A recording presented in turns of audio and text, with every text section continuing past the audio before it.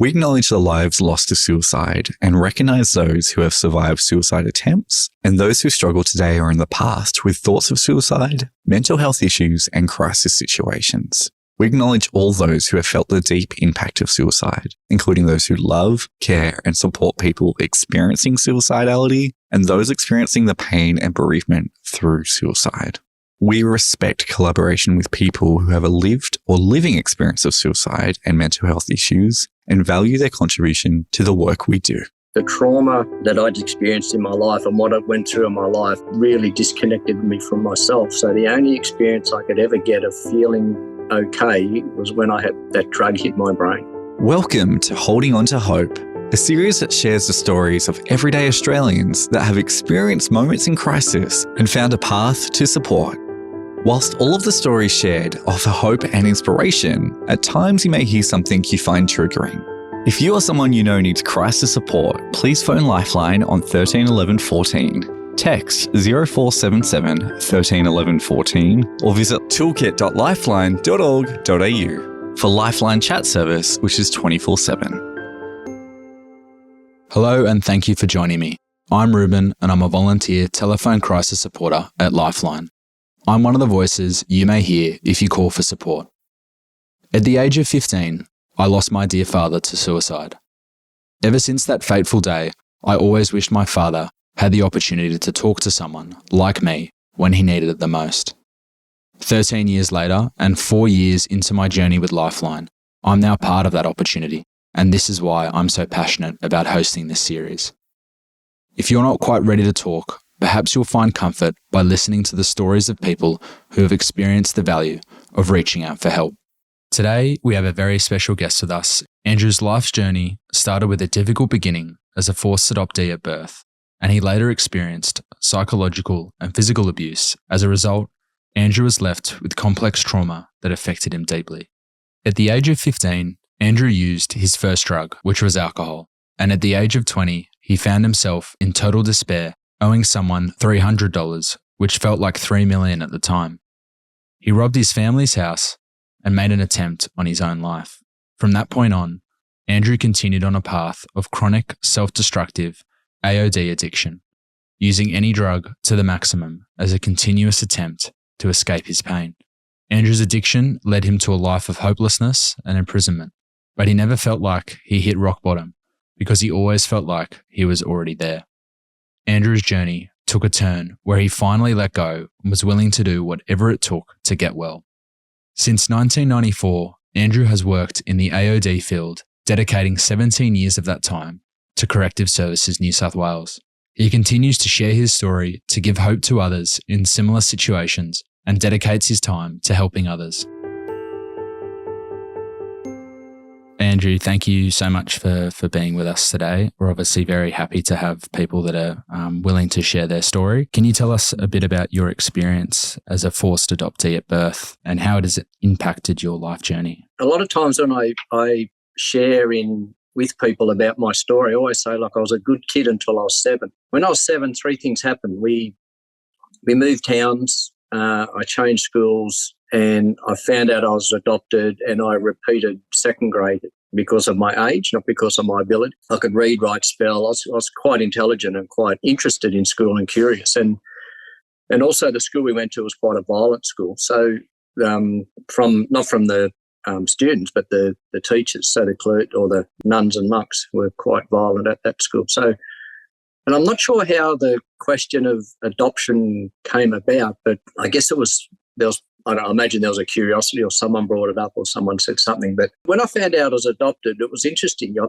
put all those things together and then plus the adoption, and something happened in me, and it's almost like the day my brain changed. I thought to myself, wow, I'm on my own here. So I really don't have anyone or anything. And I remember feeling really disconnected from life at that moment. And it was almost at that moment or at that period of time when all those things went on that I actually went into what I call it, I just went into survival. And I stopped being curious. I stopped wanting to learn. I started doing a lot. I started smoking cigarettes. I look at a 7-year-old and I can't imagine that kid having a cigarette or going down to the shop to buy cigarettes. I started stealing money. I started fighting these kids at school. I started get punished at the school quite aggressively, especially by one of the nuns there. And I was almost getting caned every day. So it was almost like those combination of things. But the adoption thing had a big effect. Then I sort of started thinking, well, why did I get adopted into this situation? And if I was going to be adopted, why couldn't I have been adopted into a better situation? So then I started this idea that it has to be better somewhere else. Then I started watching other parents with their children and other fathers with their sons, and I really started to feel like I'd missed out. So and that belief or that idea grew in me to a point where I did really feel separate, from other people, and I sort of almost developed this sort of a bit of an outside looking in sort of experience. It definitely changed the way I experienced myself and the way I experienced the world. How did you feel after it happened? I'd been using heroin for a while, and I was 20 when I had the attempt on my life. And I started using heroin when I was late 16s, early 17s, around that period of time. So I had a bit of a conscience, and I was also like a fearful kid. So I remember thinking when I was using heroin, I just had this idea that I'm somehow going to become a bank robber, like I'm going to have to go and rob banks, because I had a lot of concepts, and the concepts I had of things were my realities. I probably stopped using heroin for a little while and then sort of started again. So I was at an age where I started again. I probably didn't quite have another heroin habit yet, but I was getting there. And I remember I went into my parents' room and I was looking for a box of matches to light cigarettes. And I was going through my father's drawers, and I found there was a wad of money there. So, and I think this would have been in 1983. And I remember it was over $600. And I remember seeing the roll of money. I grabbed the money, and then I went in and I wrote down all the notes. So I wrote down X amount of 20s, X amount of 10s, X amount of 5s, because in my mind I was going to put it back. At the time I didn't think, will I or won't I take it? It was like, I am taking it, and then I'm going to put it back. So there was not like it was a choice. It was like, well, it's there, I have to take it. And then I went and met a friend. He hired a car. We headed off down to Melbourne. We got down to Melbourne. We bought a lot of heroin. We were using heroin. We bought more. We came back to Griffith, where I was living. And I remember we went back to his place and we divided it all up into little $100 packets, so we're going to sell the $100 packets, recoup the money, or, basically then everything was going to be okay. And I was walking home and I also had a debt. And there was a guy I owed money to. I owed this guy $300. I'd robbed the house. I had this debt. I was back using heroin again, getting close to, probably getting a habit again. And I was walking through the train yards. I just started to feel this overwhelming sense of just despair. And it's interesting, the $300 popped into my head, and I had this moment. I thought, God, it seemed like $3 million at the time. I thought, how can I do this? The robbing the house, just the shame and the guilt that I started to experience. And I thought, well, I'm never going to get out of this. I'm in a deep hole. It's like in isolation, that's no big deal, but I'd had years of, of just depression, years of anxiety, years of poor mental health, years of, drug addiction, years of, just nothing sort of ever working out. I had this sense that I didn't belong anywhere, I didn't fit in. So I pile all that on the top of this. So I've got this $800 packets of heroin in my pocket. I'm walking through these train yards. I'm starting to experience these feelings, and I just thought, I can't go on. I just can't do this anymore. Well, firstly, I put all the packets in my mouth. They were just in paper envelopes. So I put all the packets in my mouth, and I remember them sticking to all the roof of my mouth, and I couldn't actually swallow them. And I found this tap and I ended up swallowing them. And I thought, well, when the paper dissolves, there's enough heroin in there to overdose me and I'll die. So I kept walking. I got close to home. I found a park at home, and I lay down in this park. And it would have been about 3 o'clock in the morning, and someone was jogging through the park. And they stopped and asked me what I was doing, and I didn't say anything, but I just thought, I'm lying here dying. I want to die. And that, I don't know why, but I got up then and I actually went home. And I went home, and my next memory was waking up the next morning with my parents standing over my bed saying, "Did you steal the money?" And I said, "Yes, I stole the money." And and they said, well, get out, get out of the house. And I threw the sheets back and there was like blood everywhere. That was a really horrific sort of scene. And it's funny, I didn't have time to have any experience of the attempt being unsuccessful. I was so intoxicated and I was so stoned from the amount of heroin they had on board that I ended up leaving the house. I went up and sat up on the side of the hill behind our house, and then I saw my father's car drive off to my friend's place because, I don't know why in his mind, he thought if he could go and confront this friend, that would somehow make it fix me or appease him or something. I'm not sure. So, and I sat there for a while. I can't remember what was going through my head at the time, but then I remember I went back home and I said, look, can I get my Medicare card so I can go to the hospital? They sort of stitched me up. And the next thing I just remember being in this group room, and there was a group, they were running a group in there, and I was just still so stoned from this heroin. I could hardly stand up. And I remember sitting in this group, and I'm not sure what it was about, what was going on. And then the next thing I know, I was sort of woke up in a hospital bed again. And then the next memory I had was waking up in bed at home. And then we went and saw a GP, and the GP rang around a whole bunch of drug rehabs, and I got into a drug rehab. And I think I went there the next day. But at the time, through this whole experience, I was just so out of it that I didn't really have an after experience till probably later. I was 100%, I'm out. I can't stand this life anymore. I can't stand living anymore. I didn't see any future for myself. All I felt was guilt. I felt shame. I just felt quite mad and disconnected and just not a part of anything. I didn't have any reason to want to be a part of anything either. So, what was it like living with addiction? It's like living in a frenzy. I think addiction's largely misunderstood, and I remember when I had my first drug, which was alcohol, and at the time I thought it set me free, so the drug acted on my brain that just released all the pain, all the tension. And I said before, that experience of feeling on the outside looking in, it sort of all of a sudden it felt like I was in, and I definitely fell in love with the experience. And I vomited that night.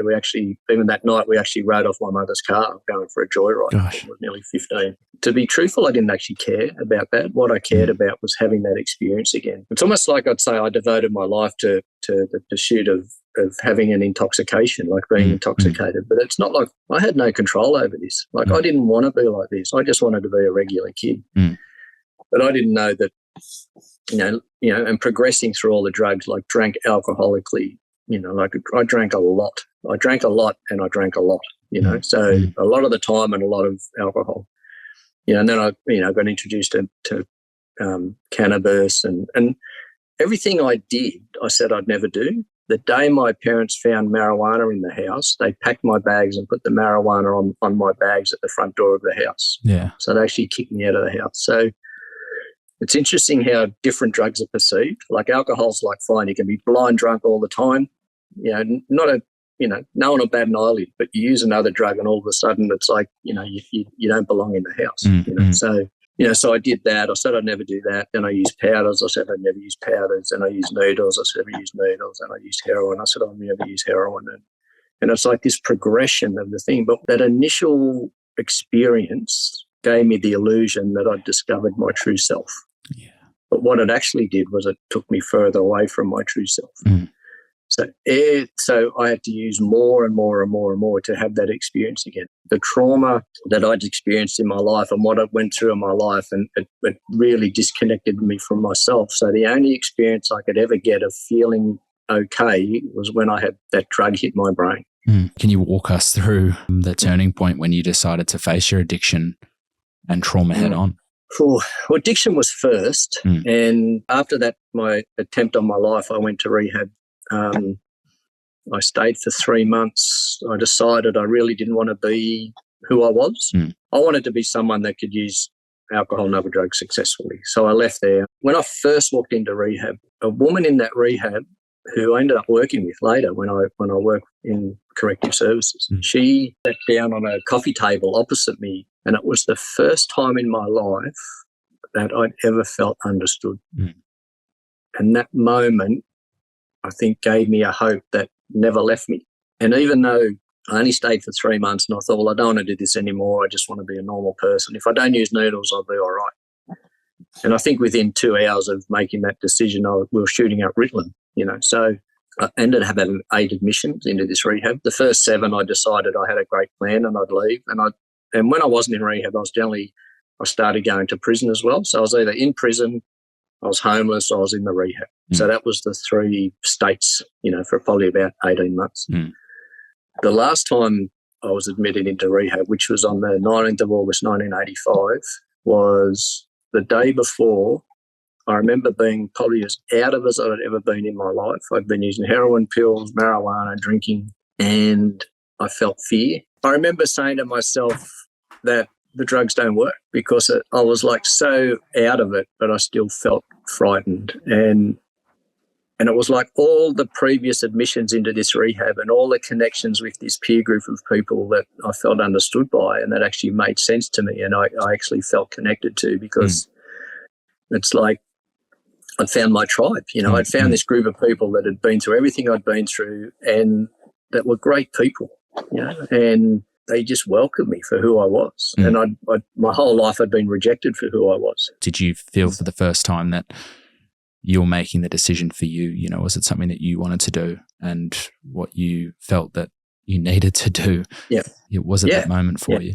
Yeah, it was 100% me doing it for me. And I think the other previous times it was generally, I was doing it for myself, but generally there was an external sort of, motivation or, the crisis. It was like, there'd be a crisis, but then the crisis would pass. So I thought, well, once the crisis passed, I'll be all right. But I think there was an inner acknowledgement, like an inner surrender within myself. It's almost like giving into a reality. It's like you're running into a brick wall and you don't sort of, you don't give up and just sit at the foot of the wall. You sort of give in and find a different direction. So, and the one thing I'd probably done previously was I constantly gave up on myself. Whereas this time I just gave in to the truth about my situation, which then opened the door for me to get help, because until I acknowledged that within myself, I didn't need help because I knew everything, and I had the answers for myself. But once I surrendered to that fact that I actually don't have any answers and I don't know what to do and I need to learn how to live, that's when I was able to accept, the help that was available and then put that help into practice. So it's like my life today, I practice all the tools of I guess that that people practice to get better or to improve themselves. And I think dealing with the trauma, it wasn't until I was probably about 10 years drug free before I even started looking at that, because number one, I probably didn't have the capacity or the support in my life to go through that process. And I'm a bit sort of wary when people want to introduce dealing with trauma with people that are fresh out of like a rehab or fresh out of a detox or fresh out of an active addiction or even fresh out of a mental health episode, that they're actually, you got to deal with your trauma. It's like you need a lot on board to work through trauma. I needed a lot of ability to self-support, self-soothe. I need a lot of probably structure in my life. I need a lot of people around that I could, lean on, talk to, get support from. I needed probably a fair bit of insight, that I'd learned over the years to support myself as well. Because when you open that door of dealing with your trauma, it's a lid you take off that you can never ever put back on. So it's something that I'm also really wary of when I talk to people, that I don't, invite them to open doors that, that you're in this for the long haul. How has your experience impacted your views on addiction and mental health? I think of living through it myself and being quite mentally unwell and cognitively unwell. And I think being a traumatized person as a heroin user, as a substance user, that was sort of where enough isn't enough. It's like, well, I can't just use my money. You got to use other people's money, and you got to do crime, and you got to do stuff. And so that person that might have been sexually abused at 5 years old, that ends up breaking into your house as a heroin addict, like people don't make the connection. All they see is some scumbag junkie that's breaking into my house, and I think then to punish that person further is like, you can't punish the trauma out of people. I was loved back to life by people who had been through that experience and were willing to actually walk that journey beside me. And then to have compassion is a pretty enormous thing, and it's not easy for people to have compassion for people who seem to have done the wrong thing, and the stigma attached to that stuff. So I guess, and even at times myself, like I've worked with people, and like I've worked in prisons. I worked in, prison for 17 years with people, and I even found it difficult to have compassion, and I lost my compassion at times, and I become judgmental and became critical and became sort of, really like, what's wrong with you? And even for me, to live through that experience, I found it difficult to maintain that all the time. But I've grown a lot through that, and I learn a lot about myself through that experience. And knowing now that there's nothing wrong with me. There's a lot of stuff that it's what happened to me was the issue. And now when I see people coming through, I don't think, well, what's wrong with you? I often in my head I just think, wow, I wonder what happened to you.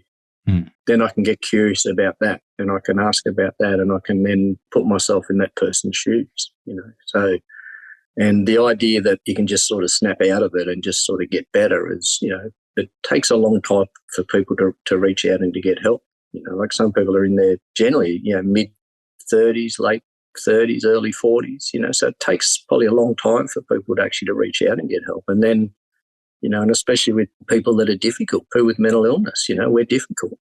We're not easy to work with, and I don't know what I'm doing sometimes when I was in those situations. So how does someone else, going to know what I'm going to be doing? So there's a lot of people in our society, a lot of people that have an enormous compassion and have an enormous wisdom, around these sort of issues, and I think that's growing, expanding all the time, and there's people that don't, it's not like everything's always perfect or everything's always imperfect. I think everything's, it's complicated and it's confusing. But one of the greatest things I learned working with people is, I call it like 50-50. It's like I've learned I can give 50% and I can be at that line, and I'm there for people to turn up with their 10%, their 20%, their 30%, their 40%, their 50%, of the relationship. And if they give 10, it's not good for me or them for me to give 90.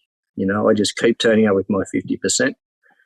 And if they give 10, that's great, and the next time they might give 11%, they might give 12, they might give 15, they might, and they might not turn up again at all. They might just wander off and go and do something else. So I've got to understand that, it took me a long time to learn that I can't fix people. I can just be available for people, and I can show people, respect and compassion. It might only be a little thing, just being nice to someone that's in this situation, or just letting someone talk and listening and letting them know that they're actually heard.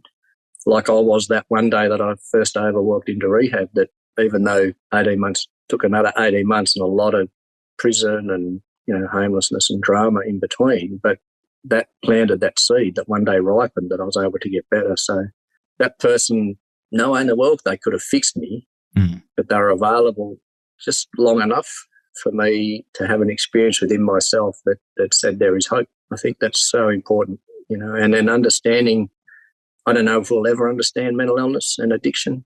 I think a lot of people try, a lot of people throw things at it. There's a lot of miracle cures all the time around this, that and the other, but I don't know, I just think trauma and addiction, I think they're probably just part of the human condition, and it's something that we can definitely get better at. But I think compassion and understanding are probably the two most important ingredients in understanding that.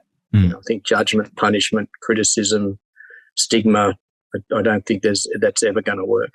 What do you do in your day-to-day life, Andrew, that helps manage the frequency and severity of the difficult days that you may have? Well, I still do meetings regularly, so I still do support groups regularly, and I'm active in those support groups. I do service in them, like I host meetings on Zoom, and and I'm involved. I actually support other people in those programs to actually work through those stuff. So go to therapy once a week as well. So I've seen a psychotherapist now for a long time.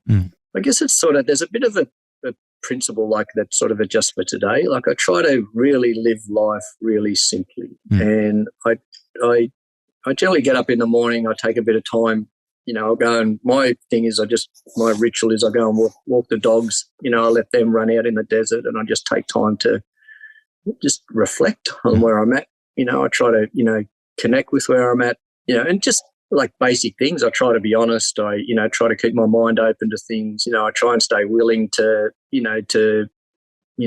act in ways that are not old ways, So it's very easy to go back into old patterns, especially when I'm, feeling threatened or feeling insecure or, feeling like I'm under pressure. So it's easy to set those default survival, protection things that I set up that are they're like so sophisticated and they're so like, and they promise a lot, but the thing is what I've learned over time that, recovery has delivered what drugs promised, so I guess I keep trying to live in the delivery, of, practicing those tools of, just being patient, just making sure I have contact with someone every day, making sure that I, take care of myself, that I actually, clean up after myself, like, the basic domestic things, I'll go through all that stuff effortlessly. I don't even notice I'm doing it. And some days it just seems like an effort to clean my teeth, so, so they're the days that I've just got to,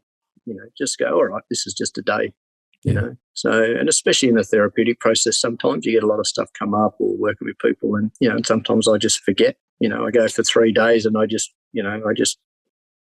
forget that I'm supposed to take care of myself, and you think, what happened those last 3 days, No, I agree. Like there's sometimes the way things are, it can just feel like a bit of a blur and, to have that ability to, we use the term, self-care. I love using it. The fact that you can give yourself that, I think is amazing. And what works for you works for you. Even taking the dogs out, I haven't been to Broken Hill myself, but I'm assuring that's probably a different experience from walking the dogs in the suburbs. Not that I have a dog, but I used to have a dog. But, that unique experience that you get, I think it's good and you've got to cherish that. Well, my term for self-care is come home, and I think my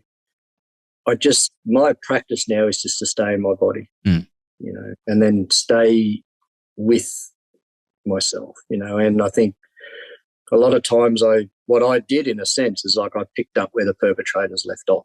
I became the person that was hard on myself and I became the person that was critical of myself. So, and part of that was about like constantly living outside of my body, so, today more and more and more I'm able to stay in my body, which is where everything is, where the hope is, where the passion is, but it's where the insecurity is, it's where the fear is, so it's like if I go into a situation where I have a bit of social anxiety, I don't leave the social anxiety in the car and try to and pretend to be okay. I walk into the situation with my social anxiety, and go, we're all going to this party, not just the pretend confident person.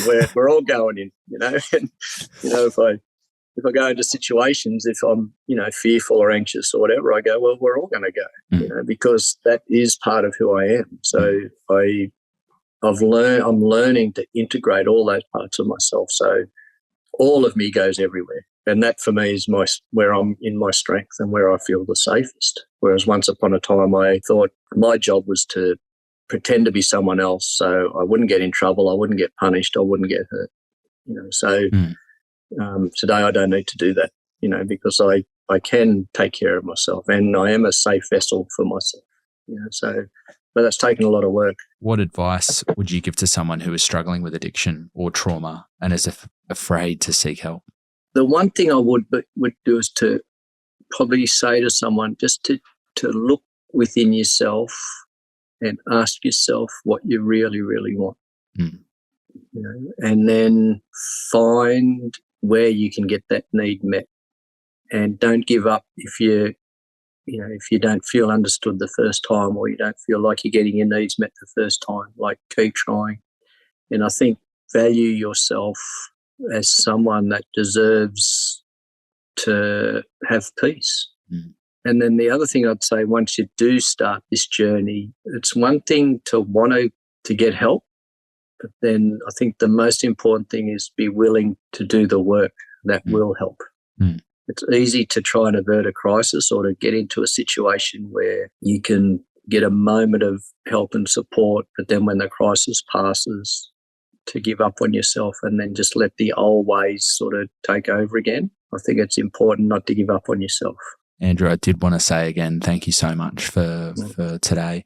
It's been absolutely amazing being able to hear you and hear your story and be a part of it. And I'm sure our listeners or watchers will absolutely adore being able to hear you and hopefully connect with your story as well. Yeah, thank you, Ruben. And and thanks everyone that sort of put this together. It's quite like an emotional and humbling experience for me. I've just felt really privileged to be in a position where I can actually do this, because many, many years ago, I didn't think I could actually, like own a pair of shoes, let alone, be able to be given such a gift that I can actually share. Thank you.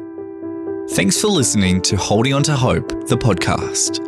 Lifeline is grateful to all Holding On to Hope participants for choosing to share their personal lived experiences openly and courageously in order to offer hope and inspiration to others. Your act of kindness makes for a better world. And remember, you don't have to struggle alone. Visit toolkit.lifeline.org.au today.